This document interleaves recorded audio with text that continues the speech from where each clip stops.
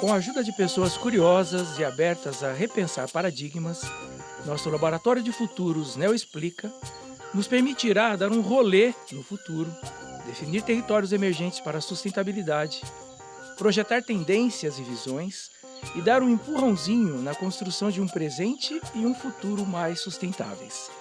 Eu sou Guilherme Lopes e juntos iremos conversar com convidados muito especiais sobre o tema capitalismo stakeholder. Estarão aqui conosco para esse bate-papo hoje a Ivone Namikawa, engenheira florestal da área de sustentabilidade da Klabin, João Carlos Augusti, engenheiro florestal, profissional da área ambiental e idealizador da consultoria All Green, Renato Carneiro, diretor de sustentabilidade e relações corporativas da Veracel, e Daniele Rua, engenheira florestal, diretora executiva da Neocert Certificações Florestais e Agrícolas. Primeiramente, eu gostaria de agradecer enormemente a disposição de vocês em atender ao nosso convite para essa conversa, dizer que é um prazer, é uma honra poder ser o moderador desse bate-papo e que irá abordar um assunto tão relevante, tão importante e tão contemporâneo. E a gente vai dividir essa conversa em algumas etapas. Eu vou começar com algumas perguntas mais de contexto e já indo direto ao assunto, eu vou pedir para que a Daniele, bom dia Dani, para que ela me explique que rolê é esse de capitalismo stakeholder, Dani. Bom dia mais uma vez. Bom dia a todos. Faço minhas palavras do Guilherme, né, do prazer que é estar nesse time para conversar sobre esse assunto tão contemporâneo e com pessoas com tanta experiência e relevância no setor florestal brasileiro. Então, respondendo à pergunta do rolê, né, basicamente o capitalismo stakeholder ele é um conceito que, em poucas palavras, ele visa ampliar a visão do quadro acionário das empresas, né? Ele inclui nessa lista do quadro acionário todas as partes interessadas que as empresas ou as suas atividades principais impactam de alguma forma e, assim, dependem do seu bom desempenho. Eu acho que, basicamente, seria essa brincadeira de ampliar o quadro acionário.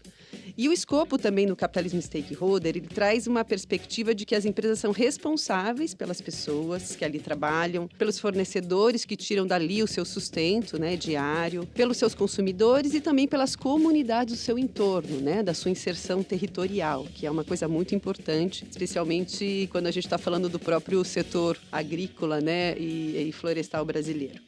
O foco não é mais apenas no lucro dos acionistas, né? Então, é um capitalismo que visa deslocar um pouco essa questão do lucro dos acionistas, mas o compartilhamento de valor com todas essas partes interessadas, as quais, né, assim como os acionistas, dependem do bom desempenho da empresa. Acho que isso que é uma extensão do conceito do capitalismo. É uma visão diferente do capitalismo, que é o capitalismo atual, que a gente chama de capitalismo shareholder, né? Onde o parâmetro de sucesso está basicamente restrito ao lucro dos acionistas. Então, resumindo, né, o que foi discutido no Fórum Econômico Mundial em Davos desse ano, né, no início desse ano, ele está diretamente relacionado à parceria, né, e à responsabilidade das organizações na hora de tomar as suas decisões, né? Então, o quanto que isso interfere, o quanto esse pool de acionistas, né, que são para além, né, dos acionistas das empresas, né, o quanto eles participam de alguma forma dessa decisão. E nesse sentido, eu acho que também vale ressaltar o alerta, né, que foi dado pelo Mark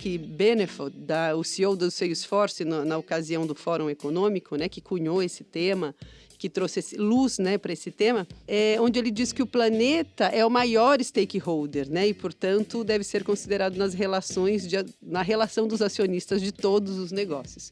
Então, acho que é um pouco disso que esse tema também ele nos aproxima de uma discussão de um território emergente para a sustentabilidade, né, pensando que o planeta é um acionista muito importante dos negócios. Ótimo, perfeito, acho que essa introdução, né? E já emendando, né, falando desse novo capitalismo, né, existe uma perspectiva de que esse novo capitalismo ele trará respostas muito importantes a questões ambientais, a questões sociais. Então, essa minha segunda pergunta, eu direciono ela à Ivone, e eu pergunto, né, com base nessa afirmação, Ivone, em que contexto, né, que essa afirmação, ela de fato, ela pode ser um fato, né? Então, um bom dia para você e seja bem-vinda. Bom dia, Guilherme. Com certeza, esta é uma nova visão e é também um caminho que empresas do setor florestal começaram a trilhar já há algum tempo. No caso da Klabin, que é uma empresa, né, que produziu em 2019 3,32, né, milhões de toneladas de produtos vendidos, né, tem uma obra, né, grande de expansão que foi iniciada, o Puma 2, né, que deve estar concluído em 2021, né, e que tem aí uma série de indicadores, né, super importantes. A Klabin tem a sustentabilidade como a criação contínua de valor, né? E nesse capitalismo shareholder, né, que a Daniele falou inicialmente, essa criação de valor era especificamente uma criação de valor para os nossos acionistas. Nessa nova visão e nesse novo caminho que a gente vem trilhando já há algum tempo, nós temos essa diferença do compromisso de entregar resultados que são também para o bem-estar da sociedade em geral, para o bem-estar do meio ambiente. A gente tem a responsabilidade pelo bem-estar dos trabalhadores, dos consumidores, dos fornecedores, das comunidades que estão, né, localizadas dentro da área de atuação direta e indireta da companhia. E uma das frases, né, que a gente ouve muito e que está muito em voga hoje em dia, é essa coisa de que o meio ambiente tem sido negligenciado nessa busca por criação de valor. E aí tem esse conceito que o lucro sempre sobrepôs a necessidade de preservação, né? E eu acho que aqui hoje, eu, Renato, João, estamos para dizer o quanto esse setor florestal está aqui para provar que cada vez mais é possível produzir e conservar ao mesmo tempo, né? Na busca desse caminho comum, onde nós vamos ter valores, né, conquistados, valores produzidos, não só para os acionistas, mas através de novas tecnologias, novas conquistas, novas maneiras de fazer, nós vamos trazer um benefício maior para todos. Eu acho que é isso que é a nossa grande busca e que a gente traz aí no bojo da visão do que é a sustentabilidade para a Klabin.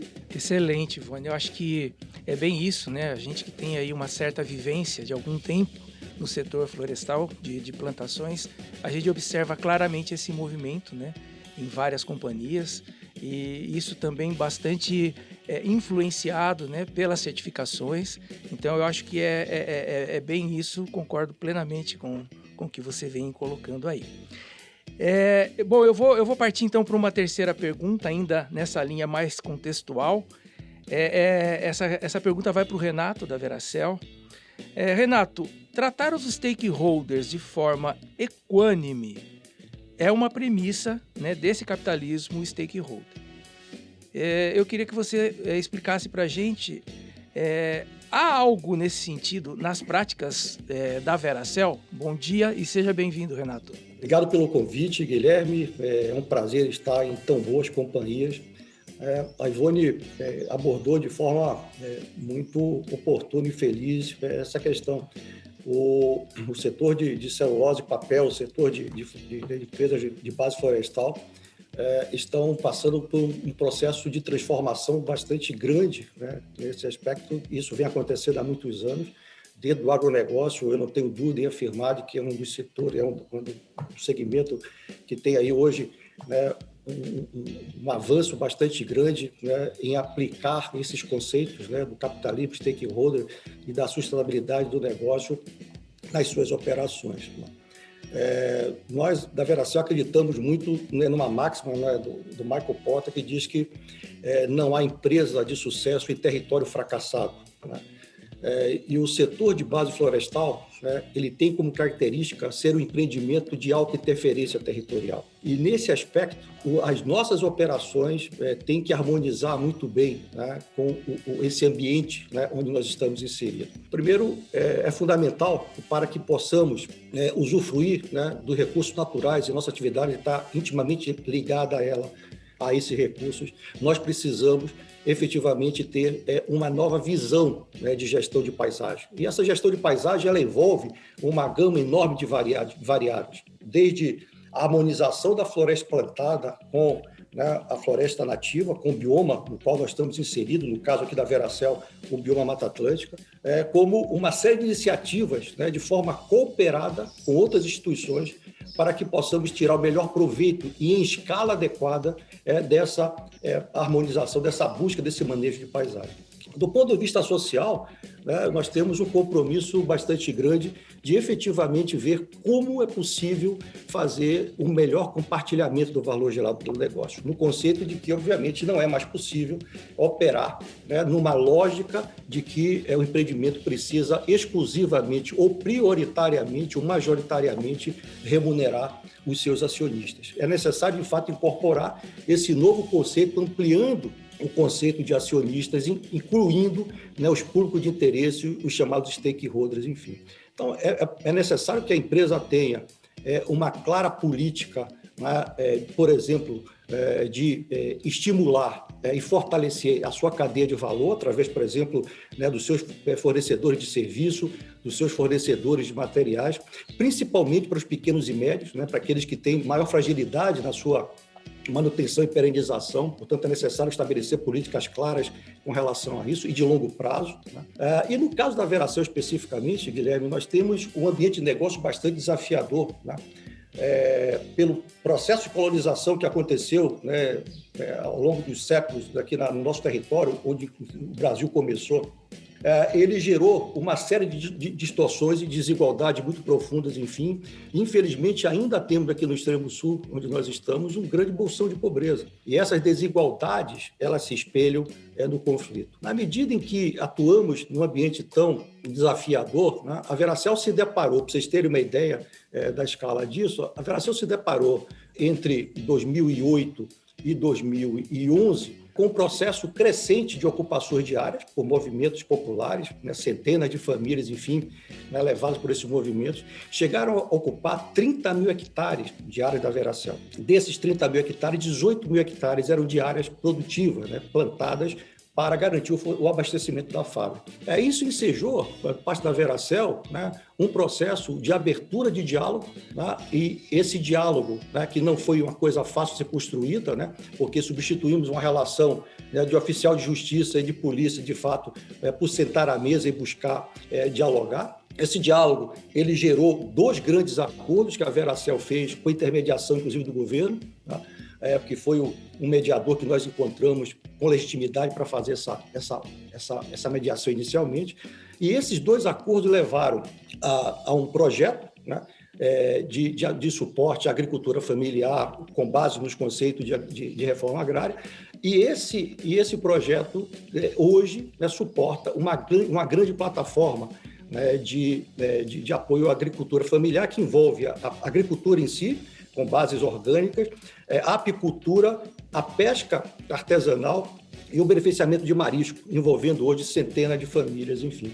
E isso foi possível com base na criação de uma rede cooperativa de suporte, em que o território está sendo beneficiado, principalmente com a valorização e a qualificação, né, do ativo social, né, territorial, o que permite uma maior perenização e sucesso no caminhar, né, dessas iniciativas de melhor compartilhar o valor gerado.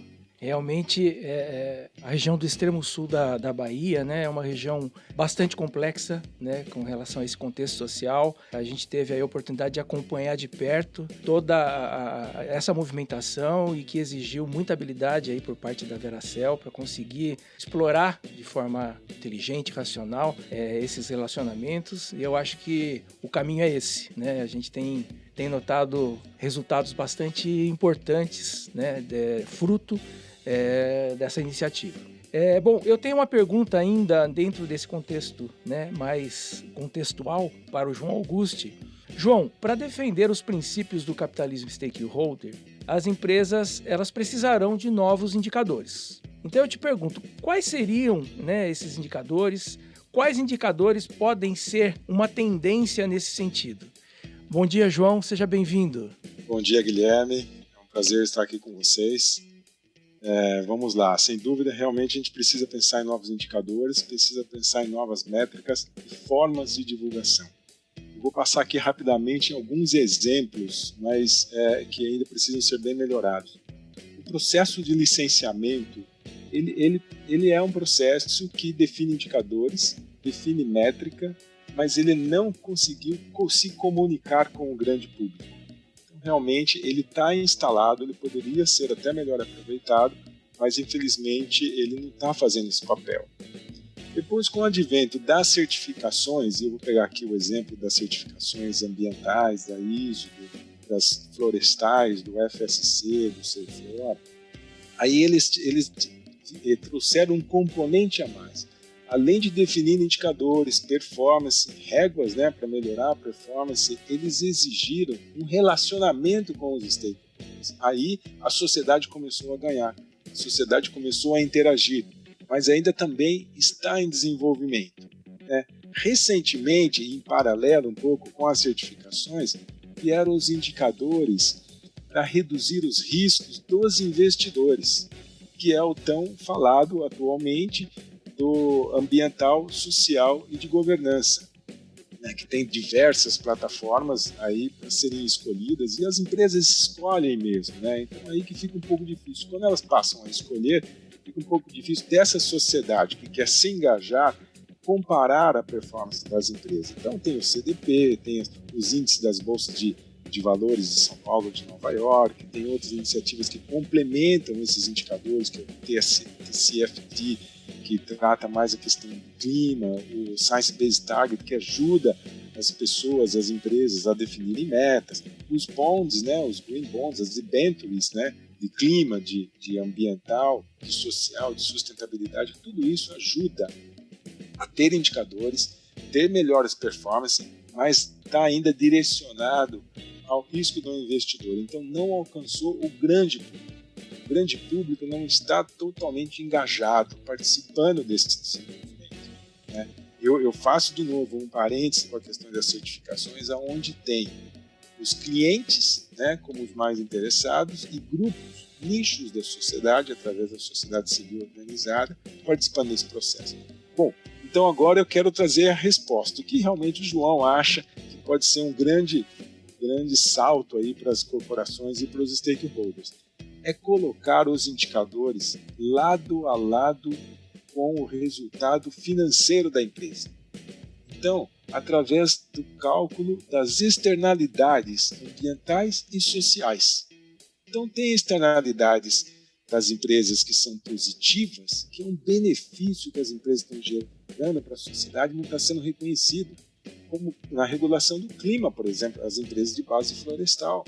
Elas sequestram carbono da atmosfera, isso tem um valor enorme na redução dos danos para a sociedade, mas tem poucos reconhecidos.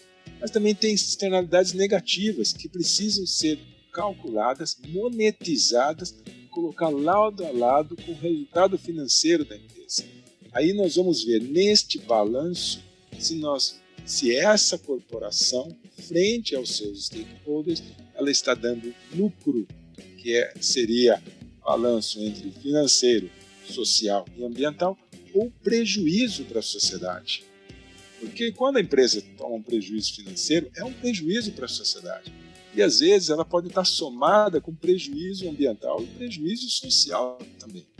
Então, desta forma, através da divulgação destes indicadores, né, juntos com o resultado financeiro. Ele pode ser tanto no demonstrativo financeiro, mas eu acredito que as regras da CVM não permitem, mas podem ser colocadas no mesmo padrão, né, de comparação no relatório de sustentabilidade ou no site online. Todos esses indicadores aí. Indicadores, por exemplo, social, como que a empresa está contribuindo com a educação das pessoas, como que está contribuindo com a saúde das pessoas. No ambiental, como que está contribuindo com a regulação climática, como que está contribuindo com a integridade dos ecossistemas, como que está contribuindo com a quantidade de água, por exemplo, bem tão vital para a sociedade. Então, a resposta é uma provocação, né, que realmente precisa, no meu entender, eu precisaria evoluir nesse sentido. Entendo. Então, assim, existem, né, vários indicadores, né, alguns aplicáveis a cada situação, e aí vai requerer de fato que as empresas tenham a habilidade, né, de mostrar para a sociedade algo que elas já fazem, mas trazer isso de uma forma que seja mais clara de ser vista, né, pelos muitos atores aí. Guilherme. Pois não, Ivone? Só uma complementação. Claro. Muito interessante essa provocação do João, né? Eu acho que o caminho que estamos procurando trilhar vai exatamente nesse sentido, né? A questão é que a gente não consegue monetizar todos esses efeitos positivos e negativos. É claro que quando por exemplo, no relatório de sustentabilidade, a gente coloca valores, né, para as ações sociais da empresa ou, eventualmente, para as várias ações do ponto de vista ambiental, já existe essa tentativa. O que a gente ainda não conseguiu, né, é quantificar de forma bem uniforme e que depois seja passível, inclusive, de comparações, né?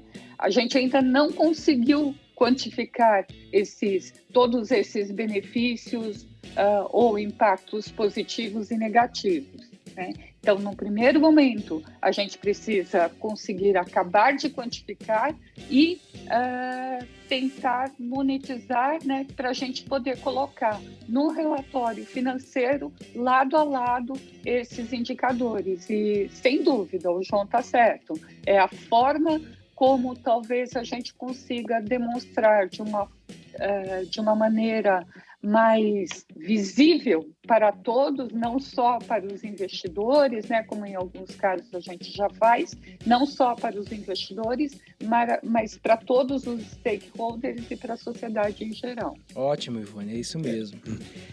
Guilherme. Pois não, João. Renato, esse de fato é um grande desafio, né?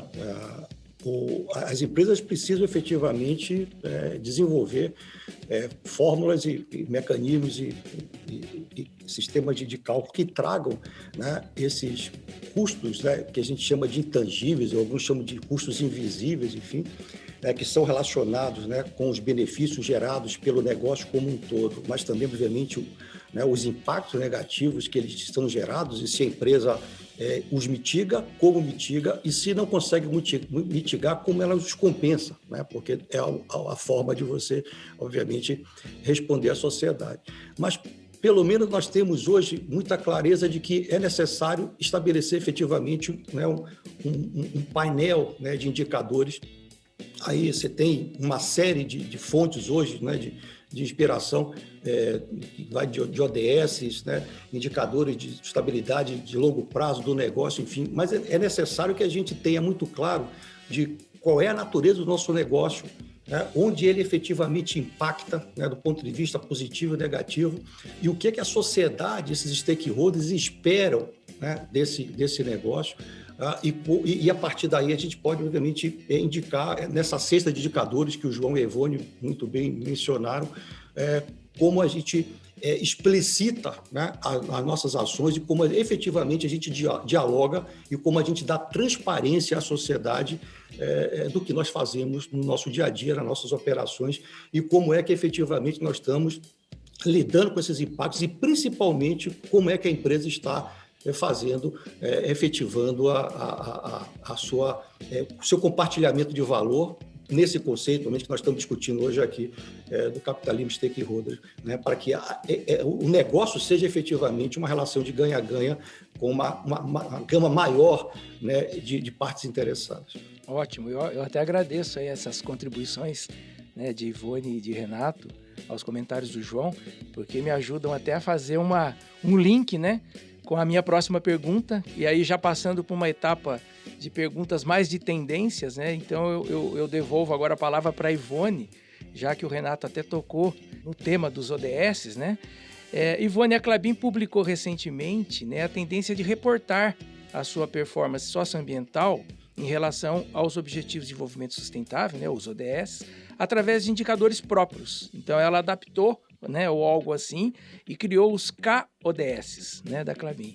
Então, se você pudesse nos explicar, Ivone, o que são eles e como isso se conecta ao tema da nossa conversa sobre capitalismo stakeholder. Então, Guilherme, essa é uma pergunta muito bacana porque me dá a oportunidade de dizer como é que a gente consegue linkar uma agenda que é global com a nossa agenda para o desenvolvimento sustentável. A Klabin tem já há algum tempo seu plano estratégico de sustentabilidade que está ligado ao plano estratégico global da empresa, né? Mas a Klabin assinou esse compromisso, né, com os Objetivos de Desenvolvimento Sustentável e, ao longo de 2019, nós avançamos nesta criação. É uma agenda própria de sustentabilidade e a gente carinhosamente chamou de CODES, né? Com esse Klabin na frente dos ODS, em linha com o plano de crescimento da companhia e essa agenda que é a Agenda 2030 das Nações Unidas. Esse é um plano de ação que vai ter objetivos de curto, médio e longo prazo e que organiza e orienta os marcos e os progressos, né, da Klabin nessa área de ESG, ou como o João falou, de ASG, né, ambiente, a parte da sociedade e a governança, né? Isso é prioritário para a empresa, é totalmente aderente às aspirações da Klabin e estabelece quais são os valores que a companhia deve entregar à sociedade como um todo, já totalmente em linha com o que a gente está conversando hoje, né? Que é essa coisa do compartilhamento de valores. Os códigos, então, foram desenvolvidos não só pela equipe de sustentabilidade da companhia, mas foi um trabalho junto a consultas, né, com centenas de stakeholders e foram materializados em oficinas que as áreas internas de sustentabilidade e as áreas correlatas tiveram, né? Essa agenda CODES da Klabin tem 25 objetivos de curto, médio e longo prazo, endereça 14 dos 17 ODS estabelecidos pela ONU. Os CODES já estão aprovados, nós estamos trabalhando agora no desdobramento das metas e na aprovação final, né? Esse trabalho ganha, então, uma robustez muito grande, porque vai orientar, né, a governança, né, a organização temática desses ODS dentro da Klabin nessas metas aí de curto, médio e longo prazo aqui 2030, né? A aprovação, então, ainda estava dependente quando a gente publicou o relatório desse ano por conta dessa pandemia, mas eu tenho uma grande certeza. Esta é a forma que a empresa encontra de alinhar suas ações e aí, sendo bem clara, muitos desses 25 objetivos que a gente colocou já estão em linha com muitas das ações que estão acontecendo na companhia há muito tempo. Eu queria falar uma coisa assim, bem interessante, que é a questão das embalagens, né? A gente tem uma discussão muito forte aí em relação às embalagens, principalmente agora na pandemia, né? Você teve essa coisa do delivery muito eminente e a utilização de embalagens que vem, né, de uma origem fóssil voltou a ser muito grande durante a pandemia. E uma embalagem de papel, ela traz exatamente esse conceito, né, de conseguir fazer com que uma embalagem que é sustentável, né, quer dizer, vem de uma origem floresta plantada, que é renovável, ela é reciclável, ela é biodegradável. Então, é muito importante que esses conceitos a gente consiga trazer, então, para o conhecimento da sociedade e que a gente consiga fazer mudanças no consumo de uma forma consciente para que a gente consiga caminhar. E aí, esse é um dos passos, por exemplo, para uma nova economia, onde a questão da economia circular é bastante importante. Ótimo, Ivone, muito bom. Eu acho que essa sua abordagem, inclusive do consumo, né, do aumento do consumo aí de embalagens durante a pandemia, é bastante interessante. E o consumo de papel, existe né, uma tendência meio que de associar o consumo de papel a um índice de desenvolvimento humano. Então, você tem países como o Japão, Alemanha, Estados Unidos, Inglaterra, que o consumo de papel per capita é de 200 quilos ano, né? Enquanto que a média mundial é de 50 quilos. O Brasil consome algo em torno de 40, 45 quilos. A China, né, é o maior consumidor de papel do mundo, mas consome algo em torno de 20 quilos per capita ano. Mas é lógico que pela quantidade de gente consumindo, né? Então, assim, é uma tendência de desenvolvimento humano consumir mais papel, não só para embalagem, mas para todas as finalidades. Então, que esse consumo ele se dê de forma racional, de forma sustentável. Então, eu acho que tudo isso contribui, né, para trazer para a sociedade a importância, né, das certificações e do consumo responsável. Muito bom. Bom, eu vou mudar um pouquinho de assunto, vou entrar numa conversa agora com o João Augusti sobre uma tendência, João, do setor de base florestal, dele contribuir com o impulsionamento do setor de biocombustíveis, né, para além do carvão vegetal. Então, essa tendência, ela, na sua opinião, ela traria riscos e oportunidades? E se sim, né, quais seriam esses riscos e oportunidades? Então, esse assunto é muito importante, tanto biocombustíveis como o crescimento do setor de base florestal. Né? E ele já tem crescido, isso aí eu vou fazer uma retrospectiva rápida aqui, tem crescido, tem já projetado a sua duplicação, né, que no Brasil, pelas extensões e pelos outros usos do solo, realmente ainda não é tão expressivo assim, né? Mesmo que dobre de tamanho. Ele foi pego aí de surpresa com as crises econômicas, como todos os segmentos da economia, ele tem adiado esse crescimento, mas a resposta eu até antecipo que são mais oportunidades do que risco, viu, Guilherme? Sem dúvida, esse setor que já tem experimentado ao longo dos seus 60 anos no Brasil várias dificuldades, vários conflitos, vários impactos, muitos deles já recuperados, né?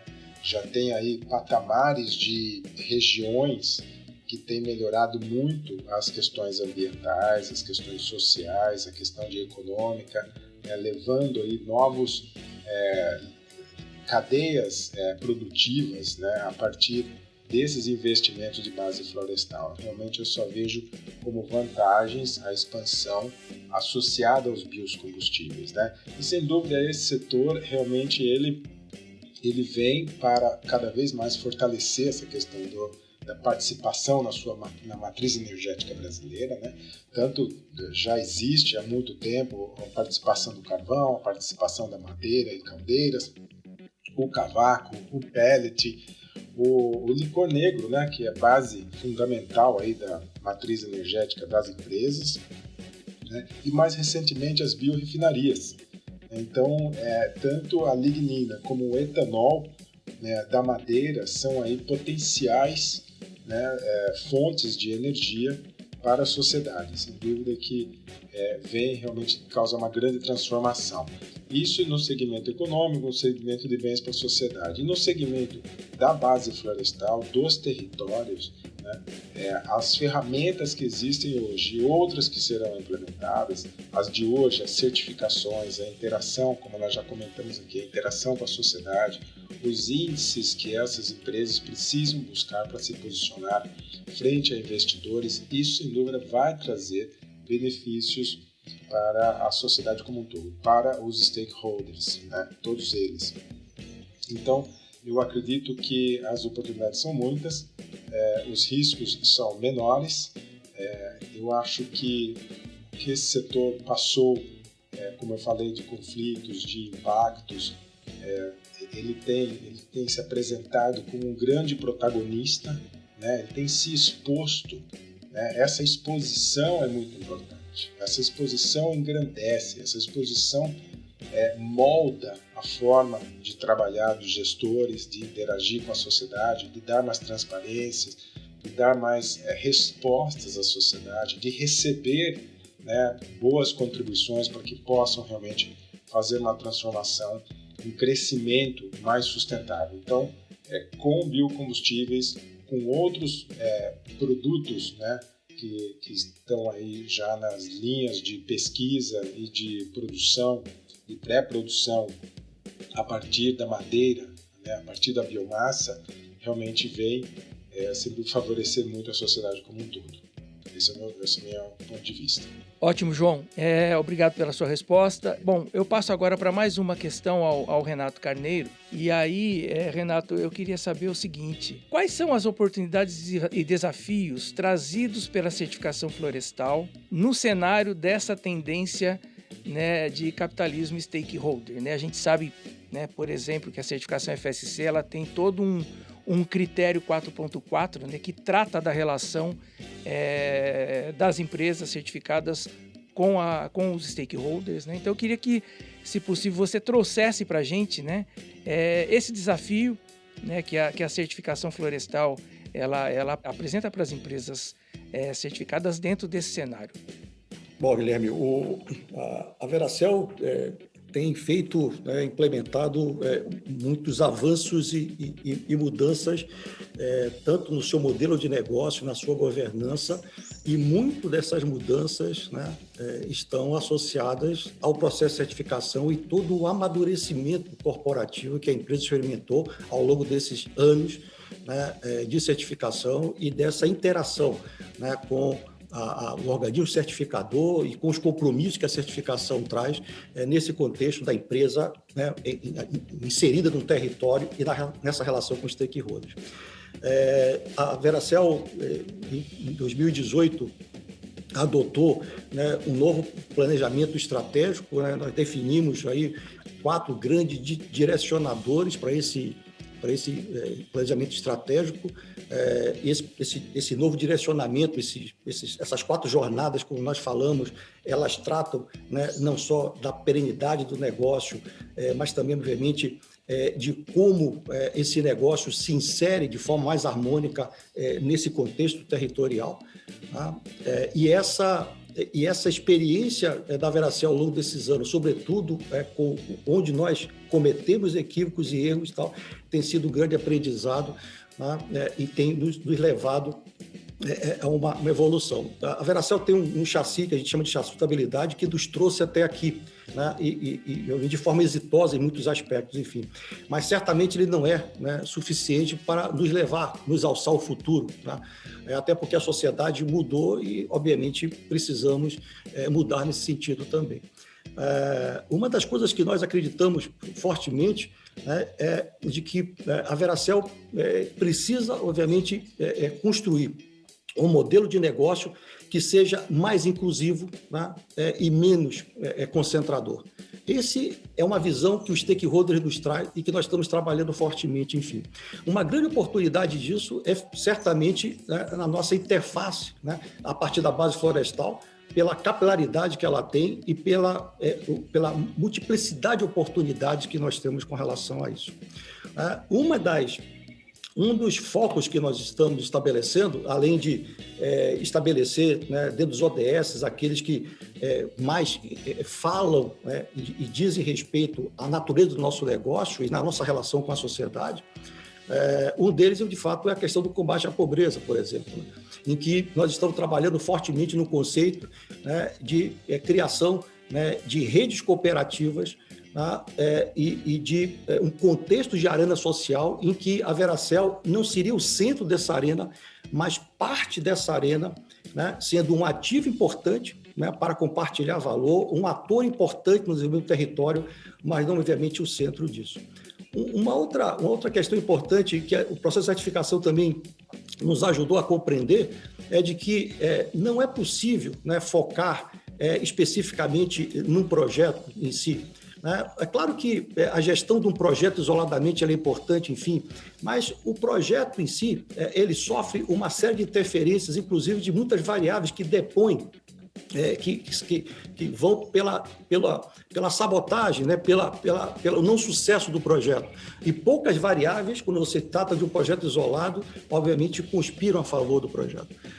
Mas se nós colocamos isso dentro de um contexto territorial, de redes cooperativas, em que você desenvolve o capital social, né, para que aquele projeto não se veja isolado no território, mas participando de uma rede e se alimentando de uma série de outras variáveis, eu acho que nós temos aí uma possibilidade de sucesso muito maior. Portanto, esse processo que a Veracel está envolvida hoje, nós acreditamos que pode nos levar, né, a um futuro e, sobretudo, no fortalecimento, né, do território onde nós estamos inseridos, através do fortalecimento da liderança do capital social. Então, acreditamos fortemente nesse caminho como saída, enfim, e o processo de certificação tem nos levado ao amadurecimento desse conceito, dessa estratégia, né, de redesenho do nosso negócio e da nossa governança. Inclusive, né, fazendo um processo forte que nós estamos iniciando, já iniciamos há algum tempo, de internalização dos conceitos de sustentabilidade para que a tomada de decisão do negócio seja feita de uma forma geral, envolvendo todas as unidades operacionais da empresa e não esteja vinculado a um departamento ou uma diretoria específica dentro da corporação. Ótimo, eu acho que essa questão da relação com as comunidades, com os stakeholders, né? Eu acho que hoje é o grande desafio dentro da certificação, né, para as empresas certificadas. Todas as outras questões eu entendo assim, né, de tanto tempo convivendo, né, com essas experiências, que as outras questões estão mais equacionadas, né, e que realmente os desafios, mas que geram excelentes oportunidades, são esses das relações das empresas com os stakeholders. Fantástico, Renato, muito obrigado. Bom, eu tenho agora uma última aqui, fechando as perguntas, né, mais de tendências, é uma pergunta para a Daniele, que eu queria perguntar para ela o seguinte: em termos, né, de práticas corporativas, quais são os sinais e tendências, né, que nos indicam a transição, né, daquele capitalismo shareholder para o capitalismo stakeholder? Bem, Guilherme, eu acho que muitas coisas já foram mencionadas aqui, né, pela Ivone, pelo Renato, pelo João Auguste, né, como sinais desse comportamento corporativo, mas eu vou trazer alguns aqui como forma de destaque, né? Um dos sinais, como foi mencionado, acho que especialmente pelo João e também pelo Renato, é o próprio reconhecimento, fortalecimento e aderência que os sistemas de garantia, né, tendo em voga as próprias certificações socioambientais, elas ocuparam nos negócios, né? E eu acho que essas certificações elas produzem mercados diferenciados de produtos mais sustentáveis e também de menor impacto socioambiental. Então, elas são uns sinais. E muitas delas fazem muitos anos que já estão se fortalecendo aí no mercado, mas que comprovam, né, essa movimentação da transição para um capitalismo que inclui outros acionistas, né, que são as partes interessadas.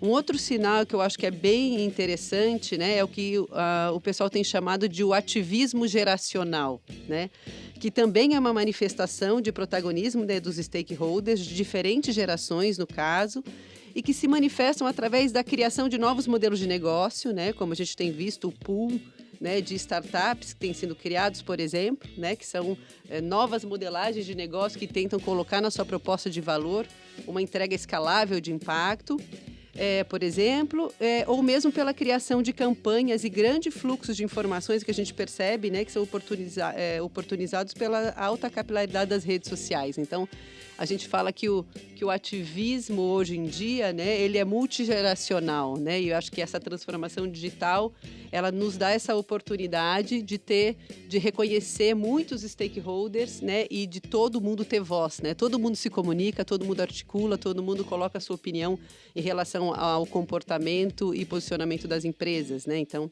o que a gente tem chamado de ativismo geracional. Acho que um outro sinal bastante importante que foi mencionado também na fala da Ivone e do João, especialmente, é a própria ascensão do ESG ou ASG, né?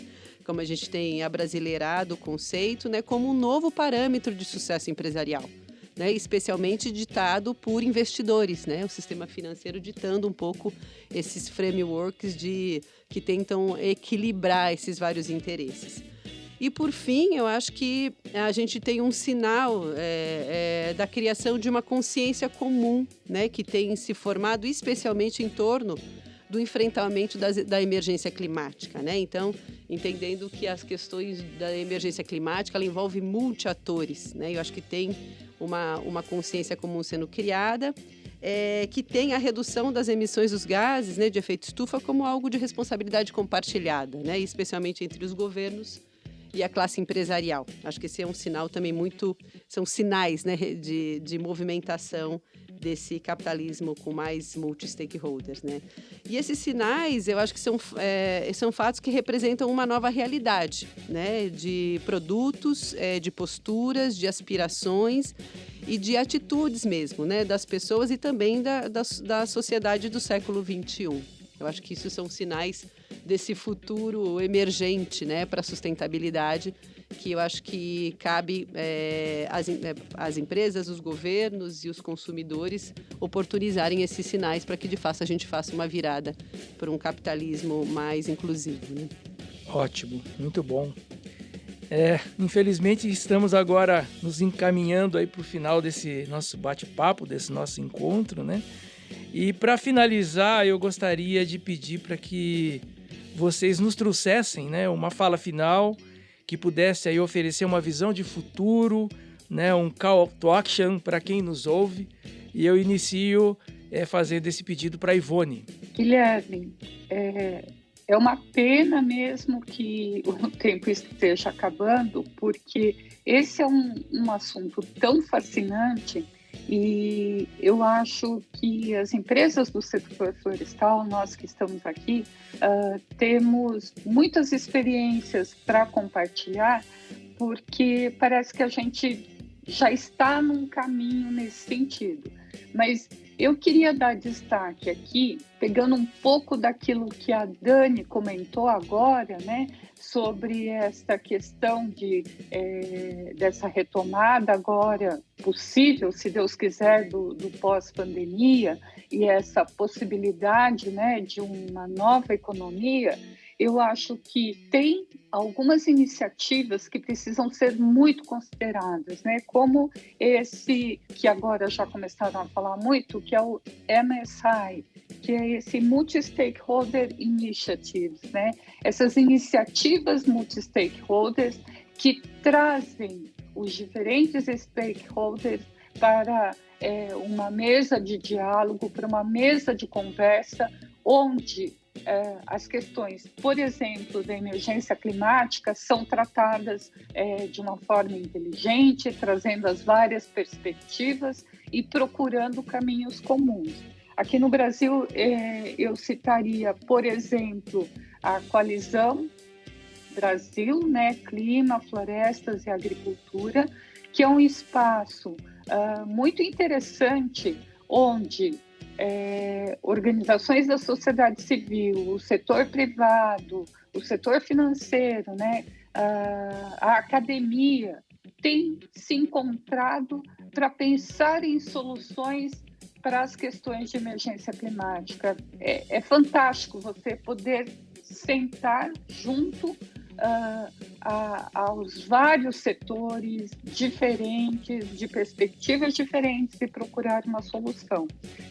Outro exemplo é o diálogo florestal, que está muito mais ligado, né, ao nosso setor florestal, mas que tem um objetivo semelhante, exatamente de procurar essa coisa da conservação e produção caminhando juntas e pensando sempre no que a gente pode chamar aí de bem-estar, né, das comunidades e a conservação das florestas em geral. Então, o diálogo florestal tem instâncias aí regionais, né, que são os fóruns florestais, a gente tem o diálogo florestal nacional e a gente tem o TFD, que é o The Forest Dialogue, que é uma instância a nível mundial. Então, essas e outras iniciativas, né, multi-stakeholders, passam, acho que, a ter uma grande importância ao guiar, né, a forma que essa nova forma de capitalismo vai sendo trilhada e compartilhada. Gostaria também de deixar aqui como uma última palavra a importância que o setor privado florestal tem, e acho que o Renato colocou muito bem isso, não mais como um centro, né, de um processo acontecendo, mas parte do processo, né? E o setor privado florestal, com a sua força, tem um importante papel catalisador nessas mudanças. O setor privado florestal tem a importância no sentido de poder contaminar, né, as partes envolvidas num determinado processo para que a gente possa caminhar no sentido, né, desse capitalismo stakeholder, que é o assunto do nosso podcast hoje. Queria agradecer de novo, né, a vocês por essa oportunidade, foi fantástico e eu ficaria aqui falando por horas e horas, então pode me cortar, Guilherme. Muito obrigada. Ótimo, a gente que agradece, Ivone, muito bom, fantástico. Renato, por favor, as suas considerações finais, então. Pois é, Guilherme, acredito que o nosso futuro está associado intimamente a esses temas que a Dani introduziu agora e a Ivone acabou de abordar também de forma muito feliz. Não se pode mais pensar, né, em negócios, né, especialmente no nosso de base florestal, e na perenização desse negócio e até na expansão desse negócio, sem, de fato, repensar esse modelo. E esse modelo novo passa efetivamente, né, por uma forte ação e iniciativa, né, das empresas, né, do setor privado, do agronegócio, em estimular e participar desses espaços, né, dialógicos, multi-stakeholders, para, de fato, pensar juntos, né, o desenvolvimento de um território e interação entre as iniciativas privadas, o setor público, através das políticas públicas que dão escala, obviamente, e são imprescindíveis para o desenvolvimento de qualquer território, né, e os stakeholders locais. Portanto, esse modelo de desenvolvimento, ele passa fortemente pelo fortalecimento de instâncias, né, dialógicas, multi-stakeholder, passa pelo fortalecimento e desenvolvimento desse capital social. Sem isso, nós não temos, né, nem o engajamento, nem o empoderamento e nem o protagonismo social que é tão importante para que fortaleçamos, né, essa arena social, né, e no caso das empresas, né, consolidem e busquem, obviamente, a licença social para operar, porque ela é cada vez mais mandatória, e faça com que efetivamente a experiência, tudo aquilo que a empresa tem acumulado de conhecimento e tal, possa ser compartilhado. Mas, voltando, é um ponto importante, né? As empresas, ao longo desses anos todos, tal, tem sido muitas vezes o centro, né, dessas iniciativas, dessas ações, e nós acreditamos que é muito importante que nesse novo modelo não sejamos mais o centro dessa arena social, mas parte importante, integrante dele, mas que possamos efetivamente fazer com que outros stakeholders presentes nesse território onde nós atuamos possam ser também protagonistas e possam exercer sua influência, enfim. E que as nossas decisões, as decisões de negócio, eles possam ser cada vez mais inclusivas no modelo que possa ser realmente compartilhado e construído juntos, enfim, com muita transparência, com um painel de indicadores que possamos conversar de forma muito clara e transparente com a sociedade, mostrando onde nós contribuímos e onde nós temos que evoluir, onde nós ainda temos que buscar melhorias de desempenho e performance, no sentido de mitigar, né, aquilo que é necessário mitigar, no sentido de compensar aquilo que é necessário compensar, para que possamos ter um negócio mais equilibrado. Do ponto de vista, né, do desenvolvimento local, eu não tenho a menor dúvida, né, de que um grande investimento que nós podemos fazer efetivamente contribuir para o fortalecimento das redes cooperativas, as redes sociais cooperativas e tal. E, obviamente, dando protagonismo através das redes sociais, que é um grande fenômeno hoje, impossível pensar, né, nesses espaços dialógicos, sem uma estratégia clara, né, de uso das redes sociais, para que atores hoje não incluídos possam ser incluídos nisso. Eu acho que a redução das desigualdades sociais do país, a educação, que é a base para tudo isso, enfim, precisam ser partes, né, desse investimento e desses esforços das empresas desse novo modelo. Excelente, Renato. Muito obrigado. Dani, por favor, as suas considerações e as suas provocações finais. Bem, acho que a gente falou muito, acho que especialmente agora nas falas finais, sobre o multiprotagonismo de impacto, né? A gente discutiu esse tema num episódio anterior, que foi muito interessante para aqueles ouvintes que não nos ouviram. Acho legal ouvir, porque tem muito disso que o Renato e a Ivone trouxeram, como isso tem que ser feito de várias mãos, em várias formas e com muitos protagonistas, né? Apesar da gente estar colocando aqui nesse episódio, né, o capitalismo e as empresas com centralidade nessa ação protagonista, né?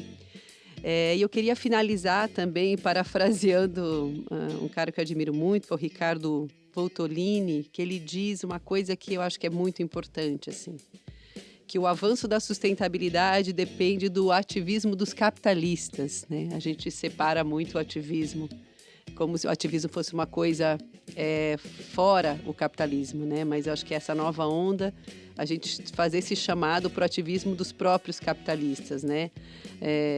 Que as empresas, elas continuem olhando para essas agendas globais, como os ODS, né? E transformando essas ações no chão, né? No chão onde elas estão inseridas, porque as ideias, né, não mudam o mundo, mas a prática muda o mundo. Então, eu confio muito nessa capacidade que as empresas têm de ser um indutor de desenvolvimento local, né? Eu acho que não é uma responsabilidade sozinha, é uma responsabilidade compartilhada com multi-atores, como nós dissemos até aqui, mas a empresa, ela é um ator muito relevante como um vetor de desenvolvimento local, né? E aproveitar que hoje a gente celebra o FSC Friday, né? Eu gostaria de aproveitar para dizer que eu acredito que o capitalismo stakeholder é uma forma que temos, de fato, para ter florestas para todos e para sempre. Então, muito obrigado a todos. Muito prazer e muito honrada em ouvir esses gigantes aqui do mundo florestal, né? E que bom que a gente aprende sempre e aprende um com os outros, porque eu acho que esse é um trabalho a ser feito de muitas mãos, né? Então, obrigado mais uma vez pelo convite e por esse lugar de fala aqui, que foi muito importante também para mim. Ótimo. Dani, muito obrigado. Bom, passaria para as considerações finais do João Augusto. João, queríamos ouvi-lo. Então, vamos lá. Eu acho bastante interessante essa conversa. Primeiro, eu quero agradecer aí pela iniciativa da Neocert, o podcast Explica. É uma iniciativa fantástica. Eu acho que realmente vem para ficar e para ajudar a todos, sempre tratando temas muito destacados, de vanguarda, né? Bom, com relação a tudo que nós conversamos até aqui, eu destacaria 2 pontos. Eu acho que tanto gestores de empresas, dirigentes de empresas, como a sociedade em geral, aquela sociedade que investe em empresas, aquela sociedade que é afetada por empresas, em maior ou menor grau, já tem um consenso de que as mudanças, as transformações trazem benefício para todos. Isso é muito importante ter em mente. E essas transformações, quando elas são criadas, né, e conduzidas conjuntamente, ela traz um valor ainda maior, né? Ela vem com mais riqueza e ela vem com nível, com equilíbrio, né, de comunicação, de entendimento. Então, o resultado dela é muito melhor. Então, tudo isso que nós falamos, o capitalismo shareholder para o capitalismo stakeholder, e através de todas essas iniciativas que hoje aqui nós ouvimos, a Veracel com o Renato, a Klabin com a Ivone, que são empresas que eu considero de destaque nesse tema de integração, nesse tema de desenvolvimento, de engajamento, de respeito, de saber ouvir. É aí que elas aprendem, é aí que as empresas se fortalecem. Isso que é o bacana, né? E a sociedade ganha muito com isso. Então a grande mudança passa por isso. Tem que sair de dentro das empresas, dos gestores, e saber ouvir, e respeitar e interagir com a sociedade. Agora, eu queria dar um destaque. Tem um elemento muito importante. É o elemento pessoa. É o perfil do profissional. O profissional tem que ter um perfil que aceite isso, que transite facilmente com isso, que gerencie facilmente isso. Aí terá mais sucesso mais rápido ou menos rápido, a depender de quem aquela pessoa que a empresa destaca para fazer esse papel. Então, esse seria um ponto. Agora, uma provocação é exatamente tanto para o lado interno das empresas como para o lado da sociedade, é que sempre questione. Gestor, você hoje é um cidadão corporativo e quando termina o expediente você é um cidadão de pessoa física, um cidadão comum. Então tem que sempre questionar, tanto quando gestor e quando cidadão lá dentro da sociedade. Questione, busquem mudanças, busquem integração com as pessoas, sejam o máximo transparente. Eu acho que isso é que vai fazer com que a gente mude de patamar, a gente seja assim, sempre mais justo e a gente traga benefícios para todos, né? A gente vai ser muito mais feliz, muito mais realizado e a gente vai superar algumas adversidades que ainda existem no nosso caminho. Então essa seria a minha fala final e a minha provocação a esse nosso espaço aqui. Obrigado. Excelente, João, muito bom. Enfim, eu estou muito feliz, né, com o resultado dessa nossa conversa. Acho que vai contribuir muito para quem nos ouve. E esse podcast, né, essa ferramenta, ela traz uma coisa interessante que você pode ouvir a qualquer momento. Você pode ouvir um pedacinho e depois ouvir o resto, né, e ouvir várias vezes. Então, acho que isso vai contribuir bastante para que o tema dessa conversa ele seja bem divulgado. E a participação de vocês foi fantástica nesse sentido. Eu vou fechar aqui trazendo a minha frase final. Eu vou trazer a minha frase final, que na verdade ela foi dita aqui em algum momento pelo Renato, né, que realmente não há empresa de sucesso em território fracassado, né? Eu acho que essa frase que o Renato trouxe, ela retrata bem, né, o centro da nossa conversa aqui. E eu gostaria de agradecer mais uma vez a participação, né, dos nossos ilustres convidados de hoje, a Ivone, o Renato, o João, a Daniele. Foi um enorme prazer para mim poder participar desse bate-papo tão rico, né, com pessoas tão importantes e que são uma referência não só para mim, mas com certeza para todo o setor de plantações florestais do Brasil. Um grande abraço a vocês. Aos nossos ouvintes, eu gostaria de convidá-los para continuar acompanhando os demais episódios da série sobre territórios emergentes para a sustentabilidade do nosso canal Neo Explica. Como a Daniele comentou, né, então gostaria também de dizer que esse podcast, esse episódio em especial, ele foi uma homenagem ao FSC Friday, que é comemorado hoje. Então, um grande abraço a todos e até o nosso próximo Rolê no Futuro.